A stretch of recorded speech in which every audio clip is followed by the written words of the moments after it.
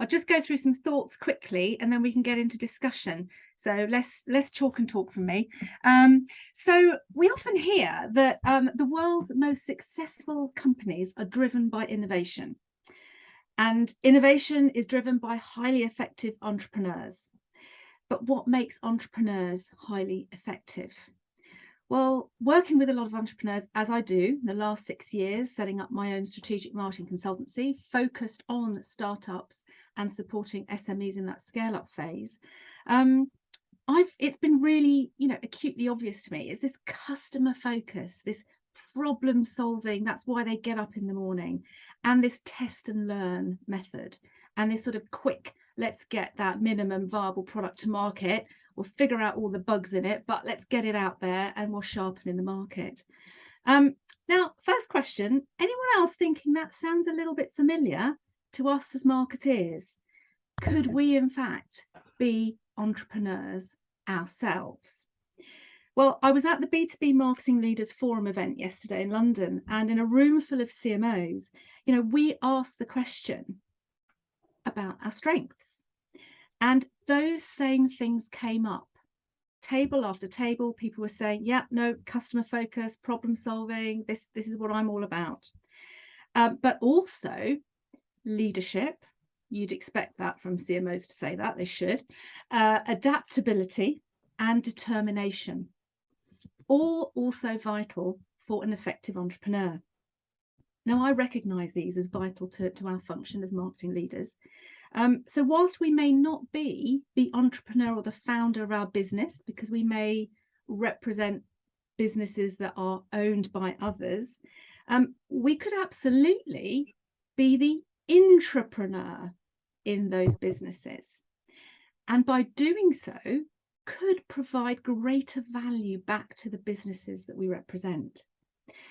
Having worked in businesses over the years, startup, mid-size, blue chip, and more recently having set up my own, I do classify myself now as an entrepreneur.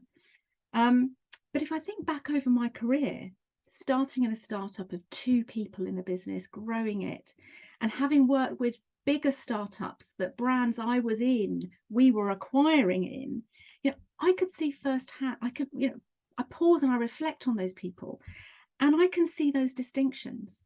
And those folks in those startups, classic tech startups, they were acting as intrapreneurs, most definitely. And I could see those traits. And we welcomed in those fresh, new, young brands into our mega brand, let's call it, because of their fresh thinking, their fresh approaches to that minimal viable product that I now know is MVP, but back then it was just how they quickly get that new product to market. We welcomed that can-do attitude and the speed and the agility that they could perform at, that we could actually, being the super tanker, could only really dream of. My personal view is that the entrepreneur journey is both exhausting and exhilarating, liberating yet frustrating, challenging yet full of opportunity. Each has its risk and rewards, and that's key to the distinction between entrepreneurship and intrapreneurship, that risk and reward. Have you got full ownership? Are you getting the majority of the reward for it? But equally, you're carrying all the risk and minimal risk in an employed scenario. So both, I think, require entrepreneurial thinking. And that, I think, is what marketeers we have in abundance all the time anyway. We're always thinking, yeah, I'm sure we can do that. We can find a way to do that. Yeah, we can do that.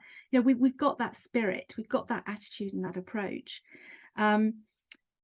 But a credit to, and I will credit Intrapreneurship Nation. If any of you want to explore this topic in more detail, then check them out. They have a model, which is they call it the 9-step corporate entrepreneurship roadmap.